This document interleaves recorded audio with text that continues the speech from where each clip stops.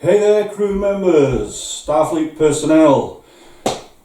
Welcome once again to another deep dive into the interior build of the original 1701 USS Enterprise. And as you can see, it's getting, you can get a feel for the size of how this model is going to be. I mean, just imagine this going all the way around the room. One thing that I will say though is that as this project continues and develops, when I get to the final build, because as you know, this is not the final build, this is all test stuff. When I get to the final build in the big studio where it's going to be built, there will be a small team of us doing this, and that is essential for this project because, hey, I couldn't do this all by myself. No way could I do this all by myself. So there's going to be a small team of us, and we need that camaraderie. We need to be working together in that way. It's just going to be so cool. I mean, just imagine that, going into the studio every morning with a team of like another team of like maybe 2 or 3 skilled model makers, and and we're all working together. So I might come in one morning, and there's one guy who's just been, he might have been in the studio all night making bird chairs all night. Can you imagine? But that's what this is about. This is about creating something that has never been created before. This is model making history. The 1701 USS Enterprise at this scale. I don't think anybody's even built the entire interior of the ship, even in a small scale. But this scale, never been done before, folks. This is going in the Guinness Book of Records. Okay, but anyway, let's get back to this. I'm finished with this now. I could build more corridors and build the trees here and stuff, but I've learned what I needed to learn from this. I've made the mistakes that I needed to make. So this is going into storage. I'm not sure what's going to happen with this. I'm going to do something spectacular with this sometime around about the 5th, maybe the 5th of November, bonfire night. I'm not going to burn it. I'm not going to burn it on a bonfire. But it might be that I test out how this would stand up to a major photon torpedo hit underneath in the form of a load of bangers, rockets all tied together, fitted underneath, and then we'll put cameras in and see what it looks like from the inside of the ship. So I'm just going to give you a quick handheld tour of this just one last time so you can just see the whole thing the way it is, and then we're done with this, okay? Because I want to show you behind me, you can see a previous video there, I can't remember what number it is, but you can see behind me this slice of the secondary hull. So as you know, if you watched that other video, this is looking full on. So these are the decks here of the secondary hull. Here is a trace of a 1/25th scale Galileo shuttlecraft, which in its fitting place will be on deck 19 right there. Okay, so I'm going to build that also as a test model, the shuttlecraft. Just got to tell you this. I just got to tell you this story. I've been into Star Trek since I was 6 years old, and I remember when I went to art college.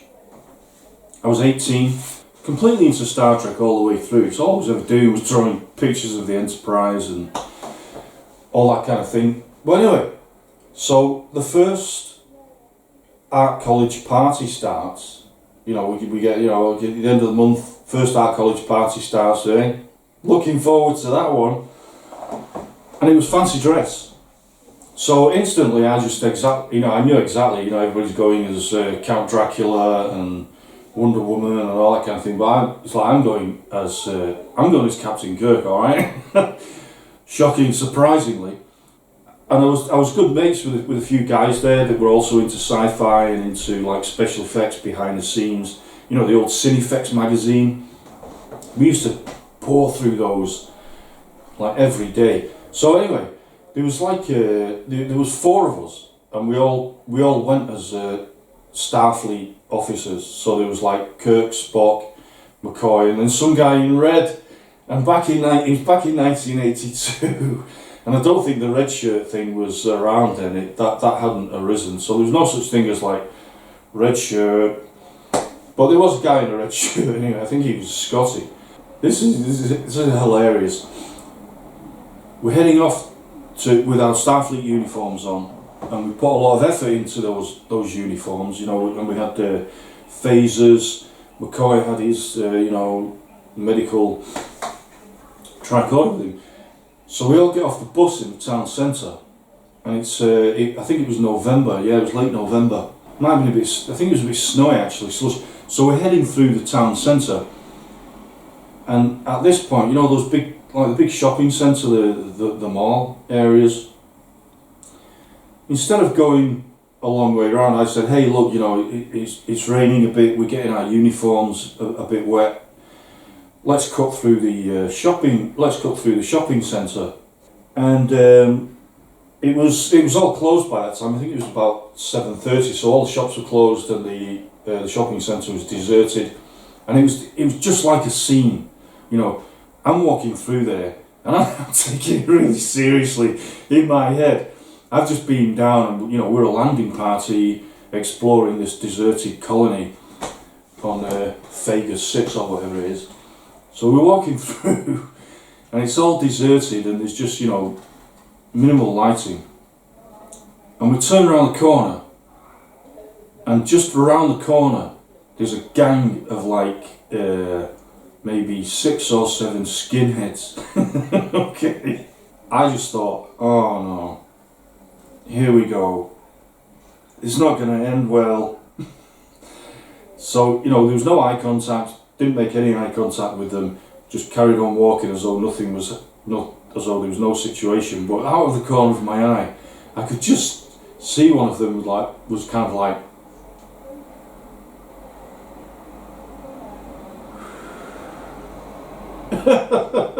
just looking at us. They didn't say anything. They didn't say a word. And I'm thinking, like, any minute now, it's going to be like, you know. So we carried on walking, and fortunately the exit to the shopping centre was quite close by. So we went through the door, closed it, and I said, okay, let's speed up. So we went down the stairwell quite quickly out into the street, and nothing happened. It was just like, but for that moment, I have no idea what they must have thought. They might have thought we were like security personnel for the shopping centre, because we had like hand phasers and everything, and you know, the uniforms were just epic. Or they might have been Star Trek fans. I don't know. They might have thought, hey, that's cool. But anyway, so I just thought I'd share that with you. It's just like one of those things that you kind of never forget. Back to the model.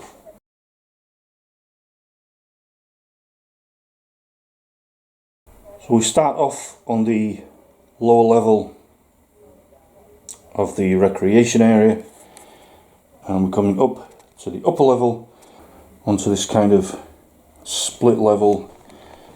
So you would come across from the deck 6 corridor here, that curving corridor, and then come across along here, an access way. So like I say, I mean, you know, I could work on this model like building the railings here, and there would also be railings across here, like these ones, double railings. But like I say, I'm not going to do that. I think we're done with this test model now. There's a step leading up to this area where you can have a cosy chat with a crew member whilst looking out of the window at the star systems and such. And these chairs, these Burke chairs, are really quick models that I made. You can see how thin that is. It's just it's literally blue paper with a black card cut out for the cushions and the headrests, but very effective. Okay, travelling around, we'll come onto the outside of the ship so you can see those windows, and then down, looking in through the deck 7 window. Looks like we've had a little bit of a meteorite strike on the outside of the window, so we need to get one of the maintenance pods out there to fix that. So then we're coming through to the first version that I made, which is more finished, as you can see. Quick look inside the deck 7 corridor there, as you've seen before in other videos. Come across here to the briefing room, again, that you've seen before in the other videos. Very happy with that test model. Learned a lot from that one actually. And here you can see these Burke chairs are a little bit more finished, so I've made these again with like thicker card, but also the cushions and the headrests are made of Fimo modelling clay. Alright, so then we're coming across to the crew quarters, bathroom facility. Moving through, so our crew member here is an artist, so she has an easel in her quarters where she can paint personal photos on the wall, and that classic beautiful red mesh that we saw on the original ship. Here to the living area in the crew quarters, you got your own desk. And also this crew member has shipped on board an old chair which she made with her grandfather, and she had it shipped on board before leaving. There's the large circular corridor again of deck 7. Coming up to deck 6, the same large curving corridor, pulling out. So these areas here, the curvature under the hull, this is all going to be for like storage situations, water tanks, and of course that first corridor that I was making, the corridor leading from the outer edge of the saucer, that was the first version.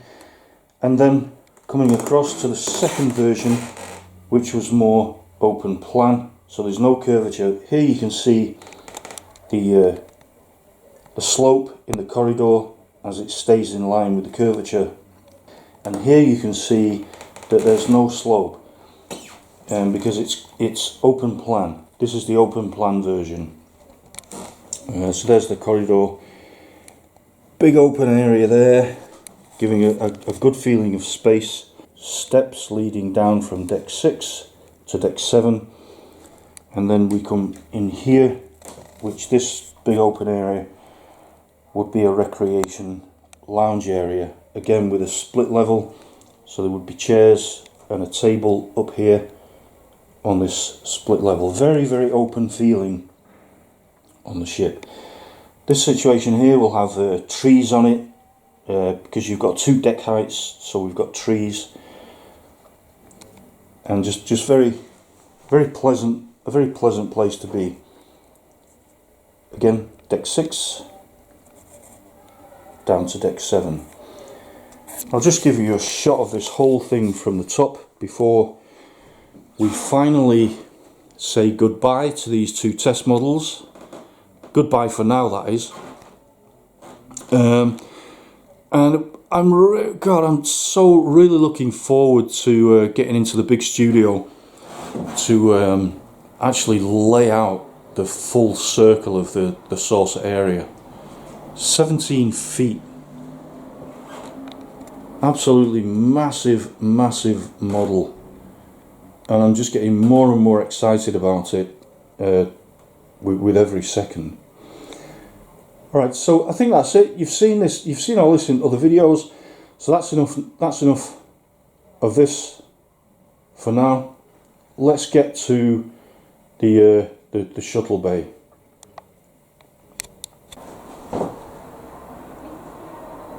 There it is, 1/25th scale hangar deck. I mean, just look at that. Look at the size of that. There's Captain Kirk. So this is from the inside of the ship looking out, just as the bay doors are opening there. I mean, it almost looks like, from here, it almost looks like one of those You know, when a band gives an open air concert in the park. It's like one of those stage sets. Let's just take a look around to the outside of the ship. And actually, I've got to say, I am actually quite pleased with myself on this one, because the Enterprise, even though it's a very simple looking ship, very beautiful in that simplicity, it's got some surprisingly complex forms on it. Like, you know, I mean, these bay doors were, I was quite intimidated by creating them, but it turned out to be quite simple to get those on. But I was especially nervous about creating, see this here? This part that goes over the top of those bay doors. There you can see I've not finished this side, so you can see some of the internal structure of the build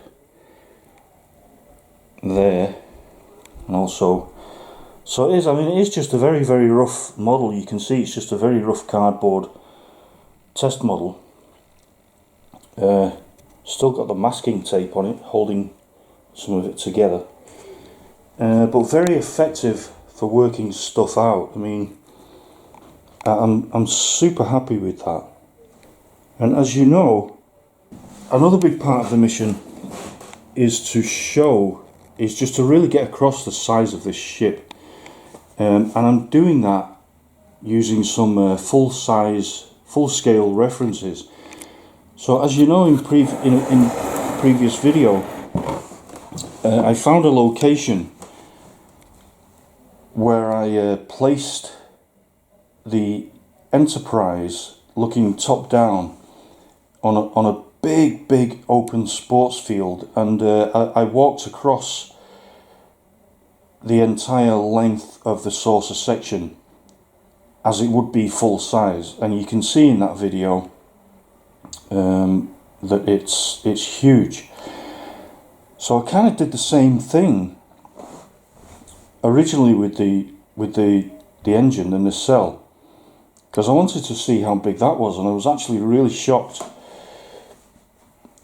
Even I was shocked at the size of those engines, because the engines are just the buzzard collectors at the front of the engines are just a little bit smaller than the diameter of this hangar deck. So huge engines. So amazingly, I was looking on Google Earth, and the middle of a football pitch, an English football that is, the middle of a football pitch has that circle in it, right in the middle, and that circle is exactly the size, exactly the diameter of the buzzard collector. And the insane fact, as the title of this video states, is that in that buzzard collector you can literally fit about 8 or 9 badminton courts. And here's a shot of my local badminton club, and again, the really weird thing, maybe it's not weird, maybe it's a standard size, but it seems a bit weird that this badminton club that you can see here, the diameter is exactly the diameter of the bay doors here on the USS Enterprise. Here's a shot of the inside of that badminton court, so you can see the badminton courts and the structure. I've written to the administration of this place to see if I can go in and film it when there's nobody in there, and I haven't heard from them yet, so maybe that's for another video later on. But when I went into the place the other day, and I got this weird feeling. I have this profound ability to visualize things. So when I went into this badminton club, into the area that you can see now, I was no longer in the badminton club, I was actually on the hangar deck. And I could see the Galileo shuttlecraft there, and it's like, my God, this is the size of it. This is how big the hangar deck would be in real life. You know, not just as a model, as in, like, because, you know, even these 1/25th models, even though they do go a long way to show the size of this ship, but even that, it's not the same as standing in the full, actually standing in the full size ship. Captain Kirk looks as though he's just returned from his fight with the Gorn there, actually. He needs to get a bit of a decent uniform on. What I'm going to do next with this is I'm going to build the rest of the hangar deck, again just as a rough model like this one, and then show you that, so you can get a feel of the actual size. And I'm going to build this. So this is a 1/25th, as I just mentioned before, this is a 1/25th line drawing of the Galileo shuttlecraft, and I don't know if I can, there, I'm just going to put that there, so you can get an idea of what that's going to look like. I'm looking forward to building that and the rest of this hangar deck, and then showing you that. As you know, I really appreciate the subscribers. Every time a new subscriber comes in, I get a kind of like a yes feeling that, you know, we're really getting something going here. Also, a major shout out to the patrons. I have to do this, well, I don't have to do it, but I am going to do it. To become a patron, it's $5 a month, alright? And for that, you get your own quarters on board the ship with your name outside your quarters and some personal artifacts put into those quarters, which I will personally create as 1/25th scale models. The link to my Patreon is in the description. You also receive a certificate, so closer to the time of the build, I will send you a certificate stating that you have official crew quarters on board the USS Enterprise. As always, I hope the video finds you well. Thank you for watching, and I'll see you again soon with the next video. Bye for now.